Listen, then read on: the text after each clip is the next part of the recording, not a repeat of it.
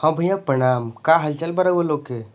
त स्वागत बा भोजपुरिया ट्यून चैनल में, जहाँ रउआ सभे के राउर चहेता गायक और हीरो के गाना के खबर, फिल्म के खबर देखे के मिली।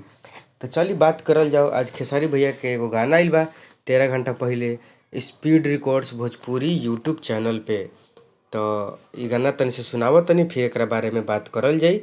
के लिखले बा, के म्यूजिक बनैले बा, सब कुछ। तो अगर ई गाना के नाम हटे सेंटर पे पेंटर रहता। ई गानवा गईले बड़े खेसारी लाल यादव आ शिल्पी राज दोनों जनी मिल के। एमे जौन हीरोइन देखत ताड़ी खेसारी भैया के साथे, उनकर नाम ह सिल्वर। राइटर के बात करल जाओ तो कृष्णा बेदर्दी जी ई गाना के लिखले बाड़े। पुराना लेखक हवे भोजपुरी गाना के। तारा का करत बा हो? सुना ना का पूरा मकान में अकेले बड़ हो। गानी में जौन म्यूजिक देले बड़े एमे गाना में, उ आर्या शर्मा जी देले बड़े। पर रेंटर रहता। सुने के बाद तो जाके स्पीड रिकॉर्ड भोजपुरी के ऑफिशियल यूट्यूब चैनल पर जाके रउरा सब सुनी। ई गाना पर अभी 1,28,000 व्यू आइल बा। 13 घंटा पहले ई गाना के अपलोड करल जा चुकल बा।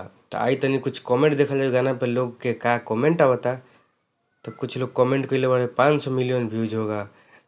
कुछ कुछ लिखा ताड़े कौन कौन खेसारी लाल यादव को ट्रेंडिंग स्टार मानता है। तो भैया राउर का विचार बा ई वीडियो के कमेंट में बताई कि के ट्रेंडिंग स्टार है, खेसारी लाल यादव या पावर स्टार पवन सिंह। कुछ कुछ लिखा ताड़े नाइस सॉन्ग भैया जी, करेजा फाड़ सॉन्ग। हम मिलम कल फिर कोनो नया अपडेट के साथ, नया खबर के साथ। तब तक प्रणाम, नमस्कार।